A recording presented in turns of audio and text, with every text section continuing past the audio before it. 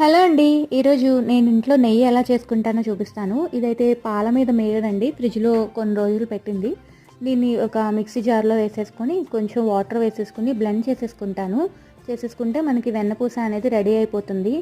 నార్మల్‌గా అయితే మజ్జిగ తిప్పి అందులోంచి వెన్నపూస తీస్తారు కదా పెరుగులోంచి. నేనైతే ఇలా పాల క్రీమ్ తోటే చేస్తాననమాట. సో చూసారా వెన్నపూస ఇలా రెడీ అయిపోయింది. సో దీన్ని తీసేసి ఇప్పుడు క్లీన్ చేసేసుకొని చక్కగా మనం వేడి చేసుకోవడమో కాగబెట్టడమో చేస్తే చక్కగా మనకి నెయ్యి అనేది రెడీ అయిపోతుంది. హోమ్ మేడ్ నెయ్యి ఎన్ని రోజులున్నా మంచిగా ఉంటుంది, యమ్మీగా ఉంటుంది, టేస్ట్ ఏమీ చేంజ్ అవ్వదు. సో వెన్నపూస రెడీ అయిన తర్వాత చూసారు కదా, ఒక 2-3 టైమ్స్ నార్మల్ ప్లెయిన్ వాటర్తో అయితే వాష్ చేసుకున్నాను, మనం తాగే వాటర్ తోటి. దాని తర్వాత ఇలా ఒక మందపాటి గిన్నె తీసుకొని అందులో అయితే కాగబెడుతున్నాను అనమాట. నెయ్యి కాగేటప్పుడు ఆ వాసన వస్తుందండి, ఎంత బాగుంటుందో. ఇలా కాగాక కొంచెం కరివేపాకు కానీ తమలపాకు కానీ వేసుకుంటే టేస్ట్ అనేది చాలా బాగుంటుంది. సో మా హోమ్ మేడ్ నెయ్యి అనేది రెడీ అయిపోయింది. Thank you so much for watching.